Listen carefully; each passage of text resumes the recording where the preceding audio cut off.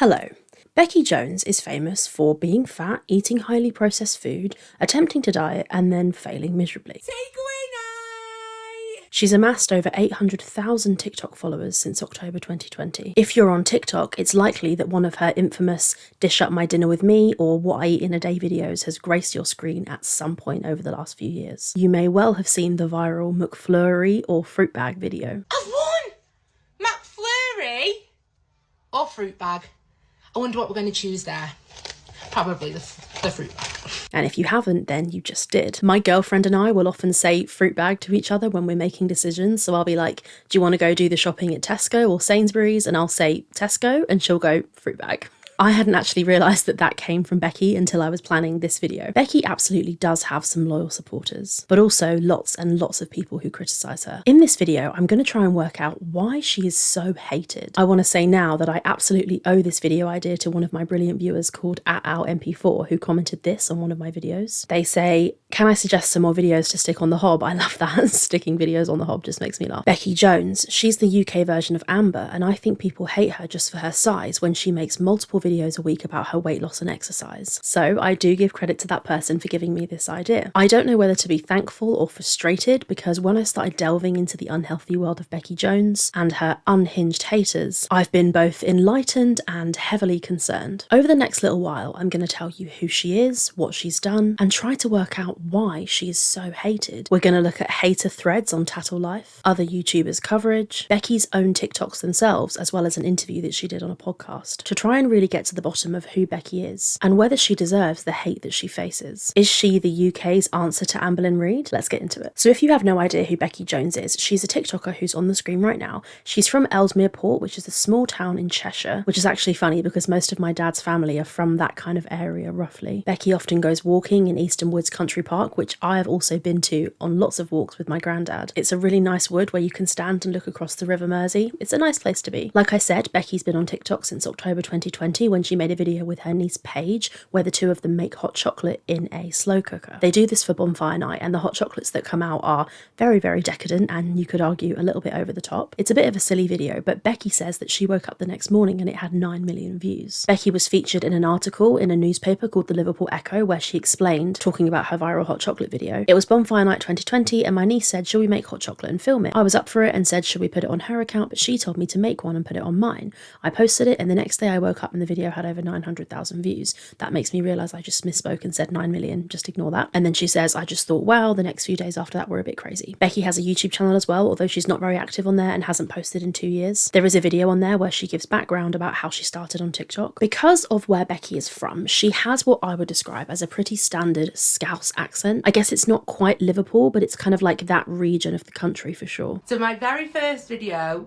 well, not my very first video, but my first video that went viral was basically because of Paige. So me and Paige decided we wanted to do hot chocolate. I found the idea of the hot chocolate in the slow cooker and Paige said, should we film it for a TikTok? So I was like, yeah. So I put it on and then that's like literally where it came from. And then I said to Paige, oh, do you think we should carry on making videos? And she was like, yeah, I bet. She said, you know, obviously like we got a lot of hate on the video, but she was so inspiring. Although it's not necessarily the accent, Becki does receive a lot of criticism saying that she purposefully speaks in an annoying voice. She seems to kind of affect the tone of her voice slightly to make it, I don't know, just like slightly more annoying. I don't know if it's a rage bait thing or what. Listen to this. So dish out tea with me and I am having tuna, sweet corn, a jacket potato with some salad, and I've got an egg as well. She just kind of has a way of speaking that's like a little bit infantile. I think that's probably fair to say. And I personally find it slightly grating. But if that is just her voice, then hey, there's nothing she can do about it. We can't all have smooth, sexy, classic English accents.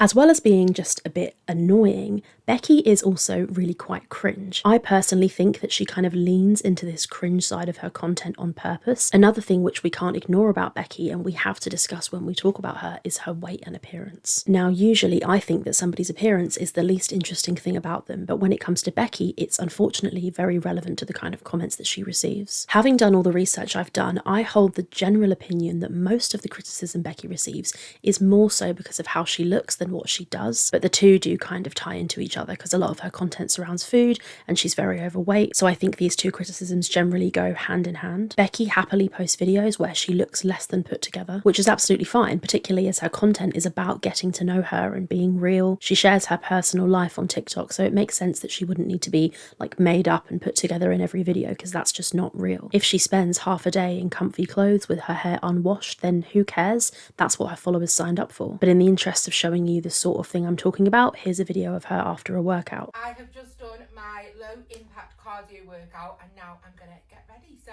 get ready with me. Time to get in the shower. I only washed my hair yesterday, that's why I'm not washing it today. She shows herself putting talcum powder on her neck, which is kind of weird. It looks like she's got a rash or something. I have absolutely no desire to be nasty about Becki. I think enough people are doing that, as you'll see. I think there are some fair criticisms and interesting things that we can discuss about her and how she's generally received by the internet, but I have to admit that there is a kind of like forced cringe vibe to her content, which I don't like, if I'm honest. So we all have things that can annoy us and make us angry. Just like when you go to make a cup of tea and someone hasn't put any water in the kettle.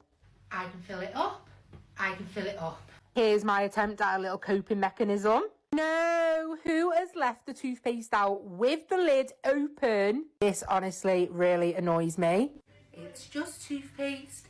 It's just toothpaste. It's certainly not content that I would choose to watch in my own time. In her videos, she kind of stands awkwardly and she leaves in little bits of her singing, which are slightly awkward, and she makes these dancing videos.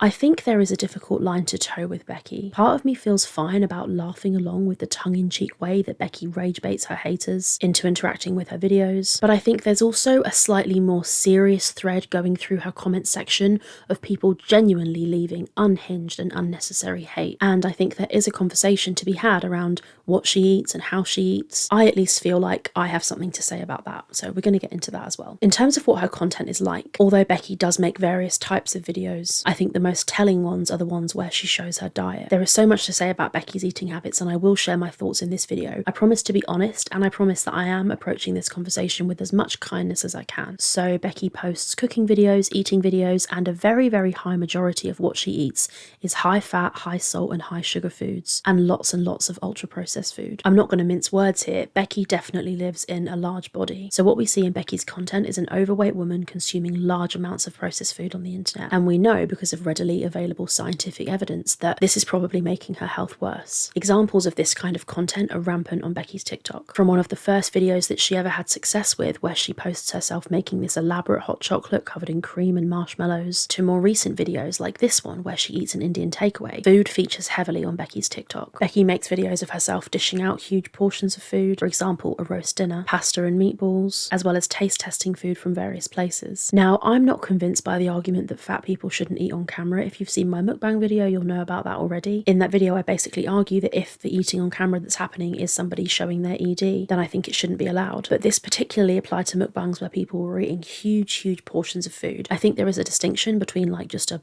big bowl of food and like those ridiculously huge portions that mukbangers often eat on the internet. Anyway, as I was saying, I don't think it's fair to say that Becki should not be allowed to post videos of her doing pretty much whatever she wants. She clearly makes bad health decisions, but effectively that's her own choice. But I do have to admit that watching her do this over and over on TikTok brings up the age-old concern, and it's the same sort of concern we have with Amberlynn, where seeing somebody eat the thing which is giving them the problems that they have just gives people the ick and makes them uncomfortable. And in my opinion, this kind of spurs people on to leave critical comments. I say this because I think it is absolutely undeniable that Becki does get lots and lots of critical comments. As I was writing this script, I kind of didn't feel comfortable calling them hate comments, because I think that sometimes genuine critiques which somebody needs to hear can be pushed off by creators as just being hate. And in a sense, I almost feel like that causes people to like throw the baby out with the bathwater in a way. As in, if you just lump every single comment which doesn't agree with you or critiques you into a big pile of hate comments and just kind of ignore all of them, then you can often end up missing really important points and feedback which you probably do need to hear. So that's why I have a bit of an issue calling those kinds of comments hate, because I feel like it brands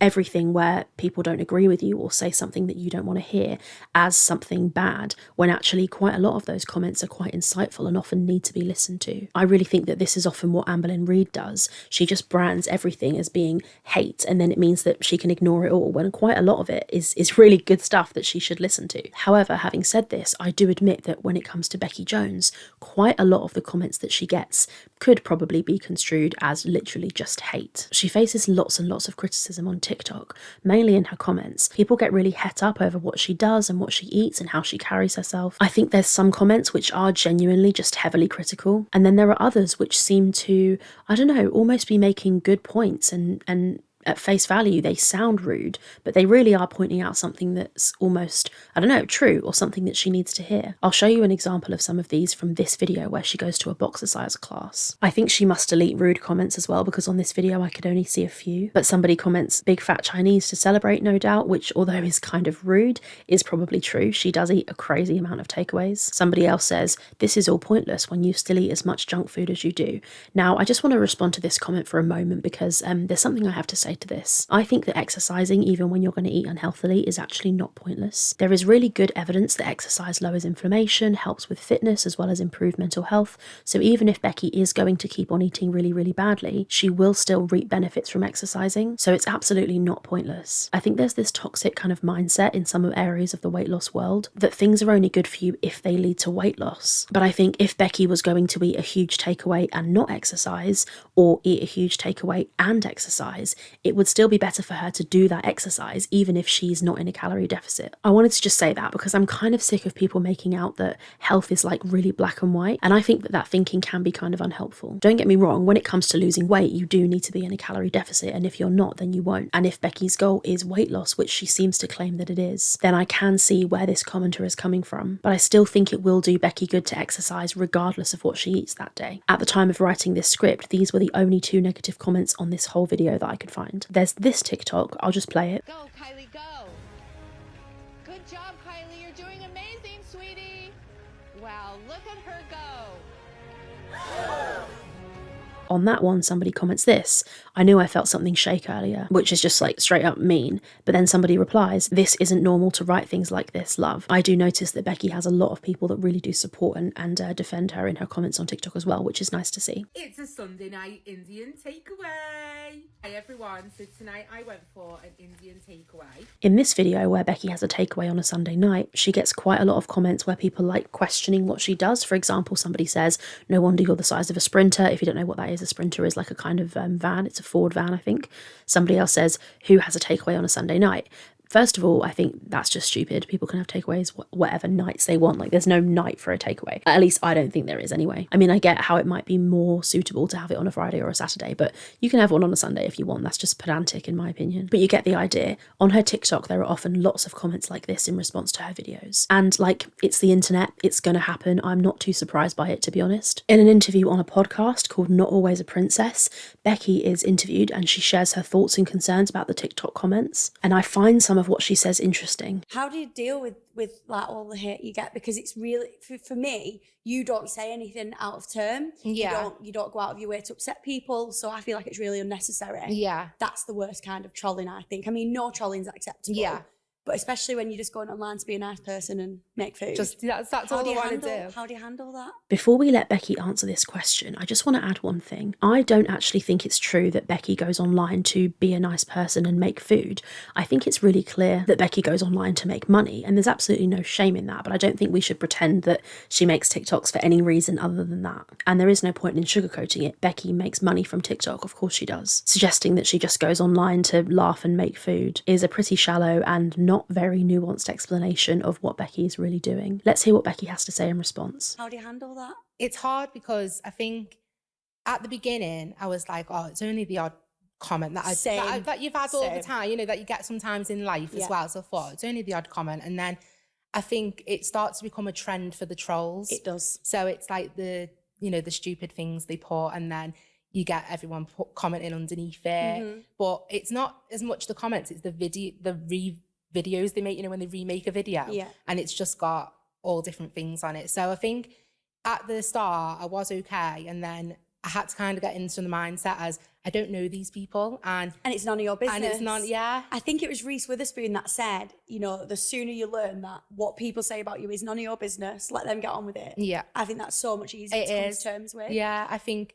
people can always have their view on you, but if you know yourself and the people around you that are important to you know you, then that's all that matters. This actually, I think, is a pretty level-headed response from Becki. I agree with her that as long as you're okay in yourself and you're okay with the people around you who love you and who know you, then what people say online doesn't technically matter. Even if Becki's comments were full of like the most useful, most helpful advice, she really has no obligation to listen to it. Technically speaking, she can go on to eat whatever she likes. She's got no responsibility to listen to what anyone has to say on the internet. And in theory, she could just ignore it and never read her comments. It's not the approach I would take, but I can see that it would be a valid approach to take. I'll let Becki explain her feelings a bit more on this topic. How do you feel like you handle people talking about your appearance? Because that gets to me a lot.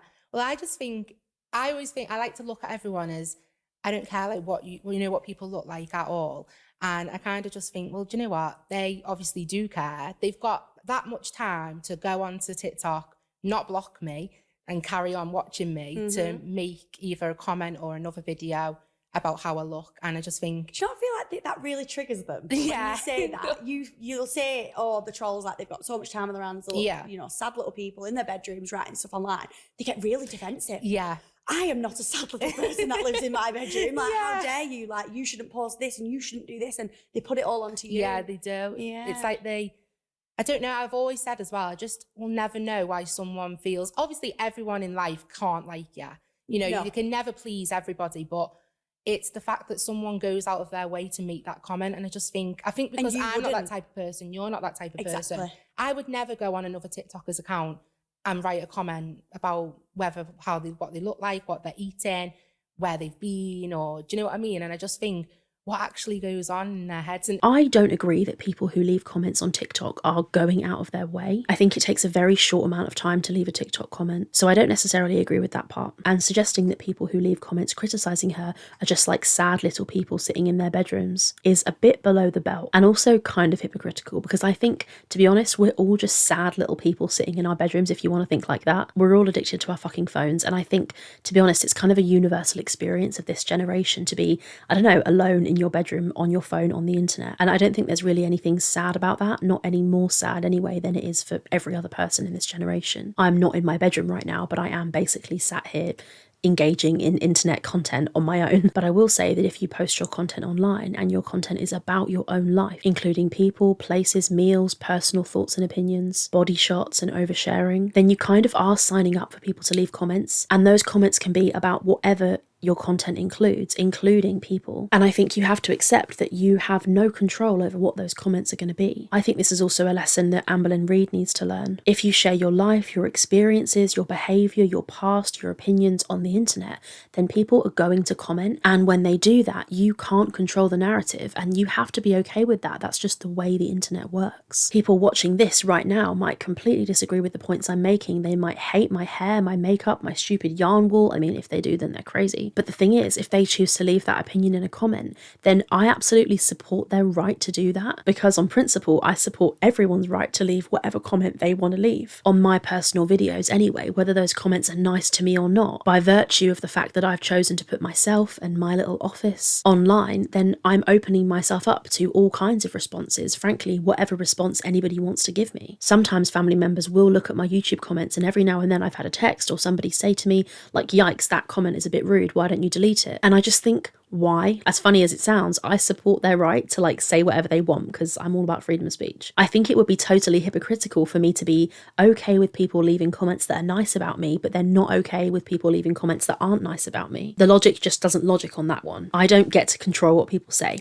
Anyway, all this to say, when you put yourself on the internet, you know you're going to receive comments, and those comments can be whatever people want them to be. And you have to kind of just learn to be okay with that, I think. I think there's no point moaning about it. It is what it is. If you don't like it and it's affecting affecting your mental health, then you're in the wrong job. Having said that, when I was researching for this video, I did indeed find something which I think is a bit over the line. So there's this website called Tattle Life, which I'd never heard of, and I have no idea how famous it is or how many people are on it, but it's described in this Mashable article as Tattle Life users speculate about influencers' lives, spout rumours, make hateful comments about them, and judge their life decisions. The article goes on to say, the lives of influencers can be transfixing. For some, influencers' content can be informative and aspirational, but for others it can be jarring, envy-inducing, and stir up questions about the creator's source of wealth. The ire towards some influencers is so strong that there is an entire site known as Tattle Life, which is populated by thousands of anonymous users and dedicated to expressing disdain towards specific influencers. This website, from what I can tell, doesn't have that many people on it. I'm showing the kind of like wiki page now, so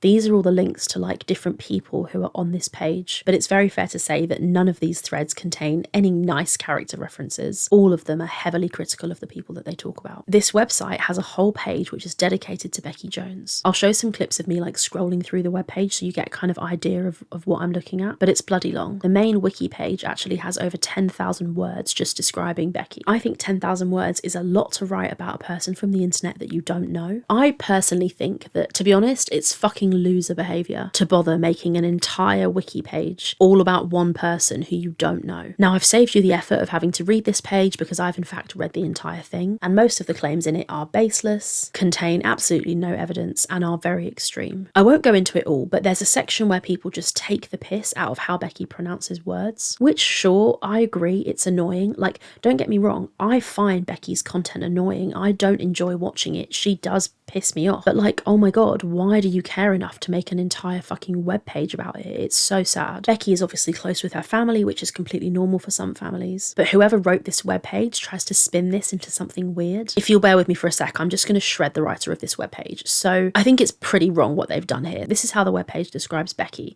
Beckie is morbidly obese and both smokes and vapes. She has visibly bad skin, lots of fillings, missing teeth, jaundiced skin around her eyes, a buffalo hump of fat on her back, and a tire where her neck should be. Eyes that are being swallowed up by the fat on her face, badly swollen feet and hands. Gets red, sweaty, and out of breath walking a few paces. Gets backache from carrying a bag from store exit to her car. Snores really badly, always feels tired, but claims that her GP says she's perfectly fit and healthy. She has an obvious ED/junk food addiction, which is fully enabled by her parents. I actually don't know that I need to say anything about that. I think if you've read that and you've heard the way that they're talking about this person that they don't know, there's really nothing more for me to say. It's just savage and there's no need for it. Then there's this section called Big Creeper Beckie. This is them basically suggesting that she has an inappropriate relationship with children, which again, in my opinion, is totally unfounded and not fair at all. This section says, you'll often see comments on Beckie's videos about how she should have her hard drive checked or similar. This is because of her obvious interest in kids and lack of boundaries around them. She clearly aims her content at kids/teenagers, as she often features her nieces and nephews, talks about media/hobbies that children are interested in, talks in terms of school nights and school holidays, etc. She rarely uses any language stronger than bloody or discusses topics inappropriate for an audience under the age of about 13. At one point, she would very rarely post before 3:30 p.m. when children are leaving school, but after people commented on this, she started posting a lot more breakfast get ready with me videos in the morning. Her niece, Leah, who's a few years younger than Beckie, is also on TikTok, and the difference between them is obvious because Leah has a job, her own children, and age-appropriate friends who don't live halfway across the country. So in this section, they're trying to paint Beckie as having an inappropriate relationship with children. The evidence that they offer for this is that she doesn't swear, or that she talks in terms of holidays and school nights, or that she doesn't talk about adult content at all. But this is so weird to me. Like, nothing in this section proves anything at all. In fact, some of it is really, really normal. So if you have young nieces and nephews, then it makes sense that your kind of like timeline in your head would factor around school holidays and school nights, because she doesn't have a work schedule as such to keep her in a routine. And if she's got children that she hangs around with in her family, it makes sense that she would do this. I can't comment on like when she posts, but again, I think that is a fucking reach. And they say Leah has her own children, age appropriate friends who don't live halfway across the country.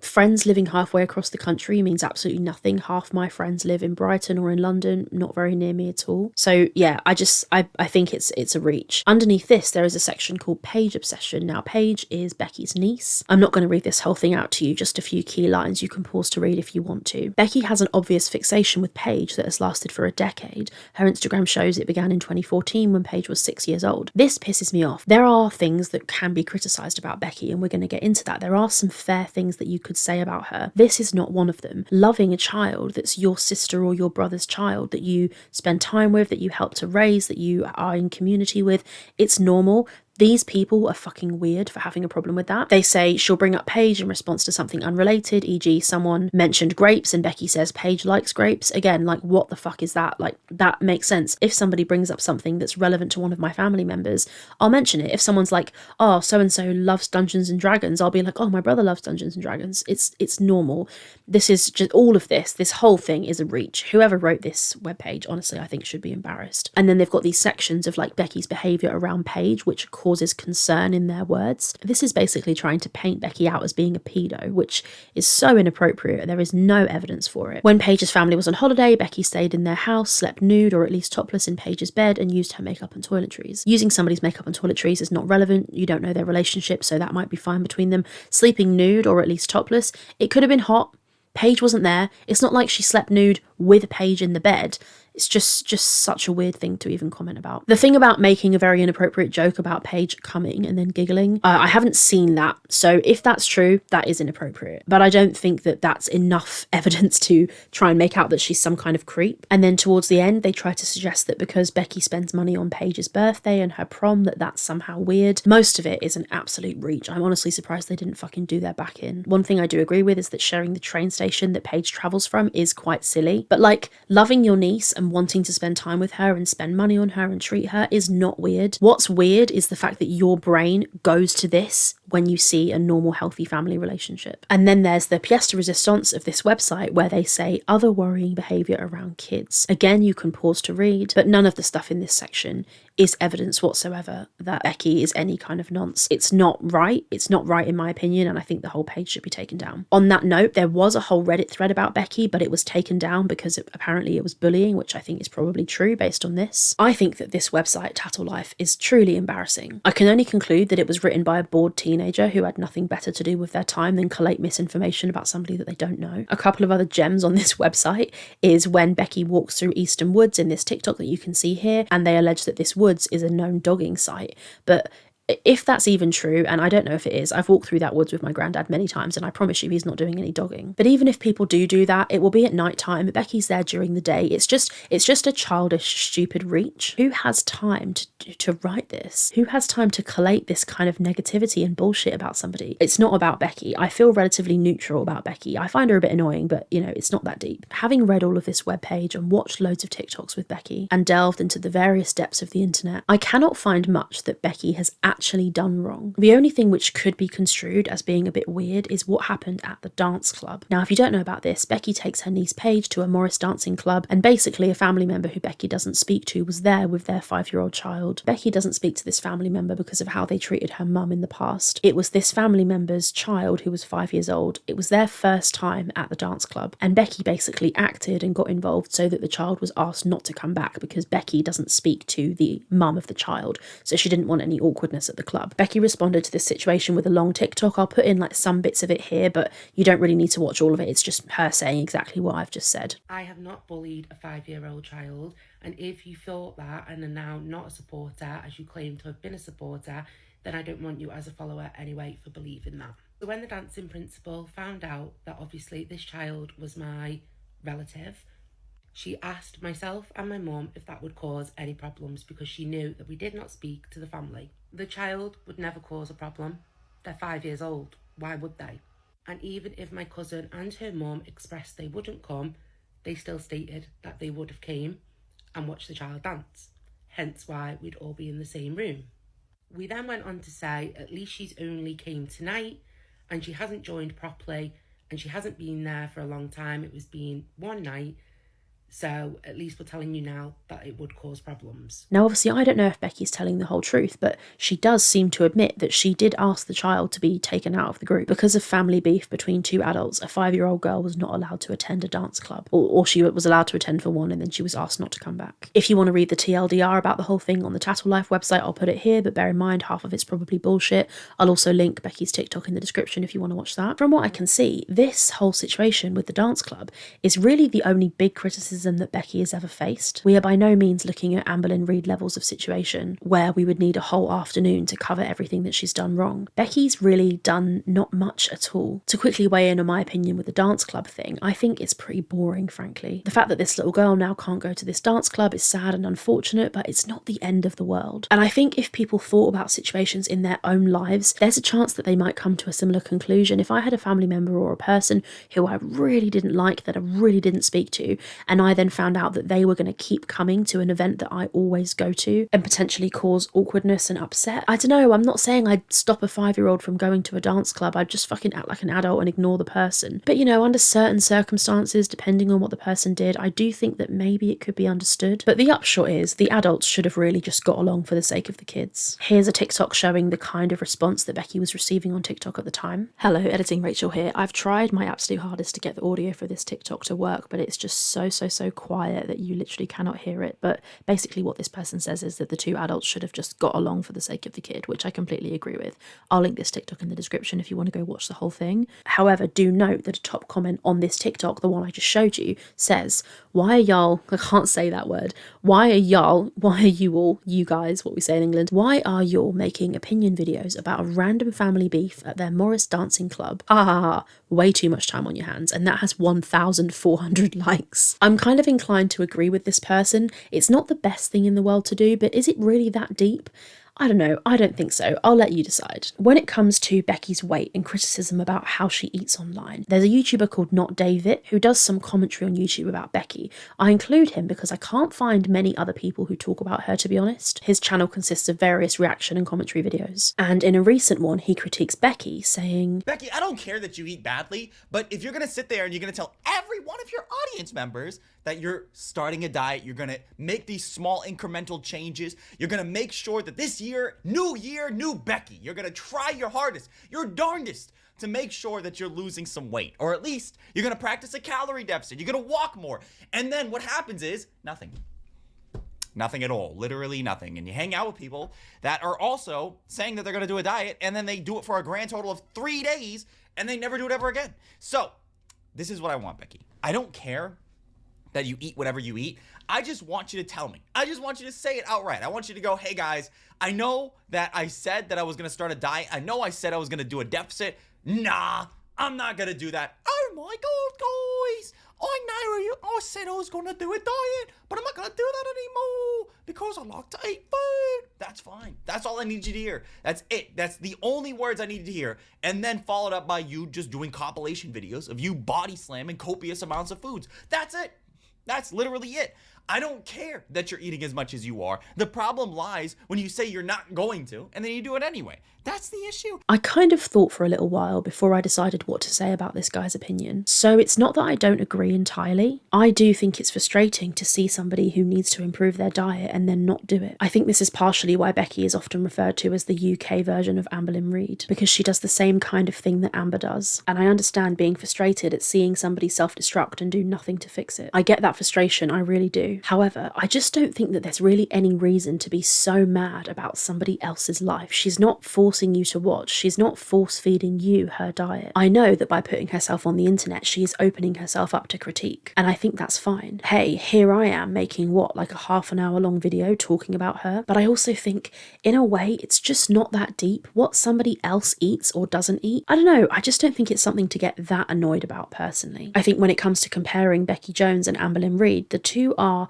quite different because Amberlynn Reid has done loads wrong, but Becki hasn't really done much, I don't think. But what NotDayVit says here makes me ponder the wider point about the frustration which is caused by watching somebody else self-destruct. It is also something that I've heard mentioned in the, in my opinion, unhinged world of fat liberation. It's the notion of you don't owe anyone healthy. I think it was Virgie Tobart, who I absolutely cannot stand, but we'll come to that in another video. She's a fat activist and she wrote the book You Have the Right to Remain Fat, and this title alone it's a huge issue, but technically she's not wrong about that. People do have the right to remain fat if they want to. Anyway, she is the one who popularized the phrase you don't owe anyone healthy. Here's her talking about it very quickly. And I want to start by saying that you know, no one has to be healthy.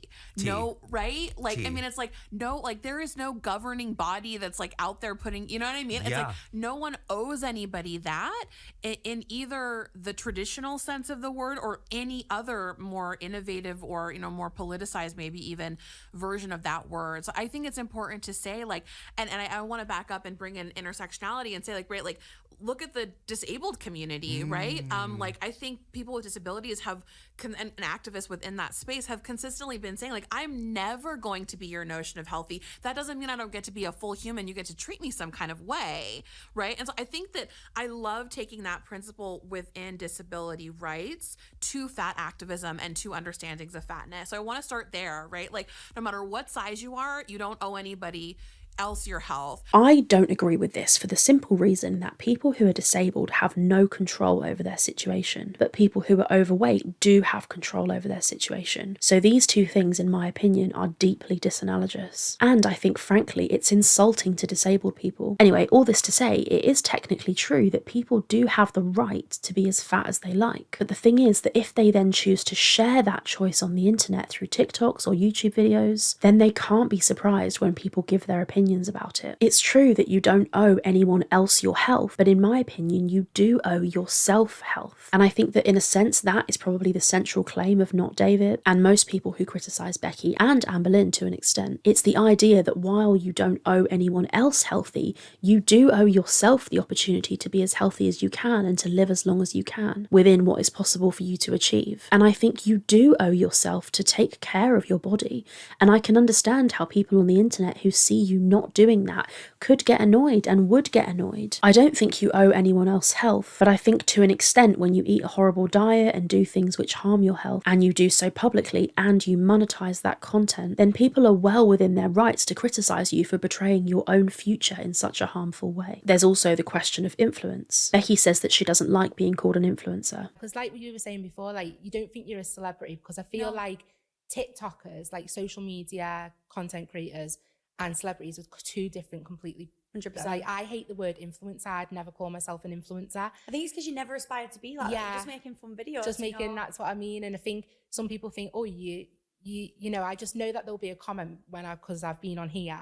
Oh, look, you think you're someone because you've gone on a podcast. And it's like, well, I wouldn't care if I only had 10 followers. I think the thing is that whether Becki likes it or not, she does have a measure of influence. And although I'm not sure whether she has a moral intrinsic duty to be a good influence or not, I think it would be a fantastic opportunity for her to be a power for good if she were to stop eating the junk, pull up her socks and use her platform as a way to inspire other people to make good choices. At the moment, she's modelling unhealthy behaviour and acting like it's completely fine. Maybe it's fine when you're 30, but like I heard somebody's nan say on the internet, you see a lot of old people, you see a lot of fat people, but you don't see a lot of old fat people, and there's a reason for that. As an aside, if you think that I'm being a hypocrite here, I am on a health journey of my own. I'm over 30 pounds down now, so I'm taking my own advice before you come for me. All of this being said, this brings me to my final point about Becki, and that point is this. Although she does receive a lot of criticism for her weight and her presence on social media, and let's be honest, it's not just her weight, but her hair, skin, teeth, voice, I mean literally everything, even down to the way she stands. I do think that if Becki was truly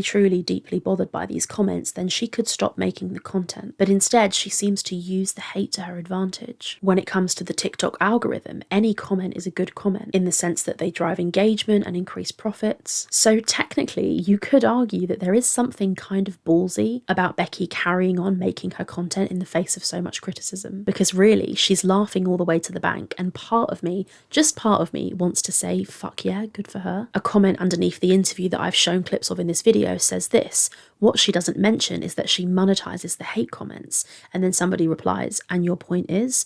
And then the person who made the initial comment says, I feel like it's a bit silly to complain about mean comments while those same comments are funding her lifestyle. I do agree with this comment to an extent. I think Becki absolutely makes the most out of all the engagement she receives. In my opinion, she regularly rage baits and purposefully makes cringe or polarizing content to increase comments and views. I think lots of TikTokers do that. She claims in the interview to be hurt and concerned by some of the comments comments she receives. And while that could be true, I think that when it comes to TikTok, rage bait is a very successful type of content. And a view is a view, a comment is a comment, good or bad. And I think Becki knows that. Also, making TikToks is Becki's job. It's how she supports herself financially. And all jobs have drawbacks. I think if the hate was bad enough that it was affecting her mental health and she felt that she wasn't able to carry on, she would be able to stop, because she's not so fat that she can't work a normal job like Amberlynn Reid is. But I don't think that that's the situation she's in. I think that she's happy to accept the hate, provided that people pay her attention, because that's how she pays her bills. So a final little section here on, is she like Amberlynn Reid? Well, in the sense that she sells out her own health for content, yes she is. But in the sense that she hasn't actually done anything wrong, certainly nowhere near as bad as the things that Amber's done wrong. So I think for now it's fair to say that the two are quite different from each other. So in answer to the question, is she hated for no reason? Frankly, I think that there is some merit to a lot of the criticism she receives, particularly surrounding the fact that she's being hypocritical in the sense that she says she wants to be healthy, but then she hurts herself with what she eats. But on the whole, I do think that a lot of what she receives is just nasty because she happens to not fit the beauty standard. And she doesn't really fit the beauty standard in basically any area. But in my opinion, that's just a crap reason to dislike someone. I'd love to hear what you guys think of Becki Jones in the comments. Have you seen her content? Do you think she deserves the criticism she receives? If there's anybody else you want to see me cover, put it in a comment. Maybe I'll do it. Thank you guys for watching, and I'll see you next time.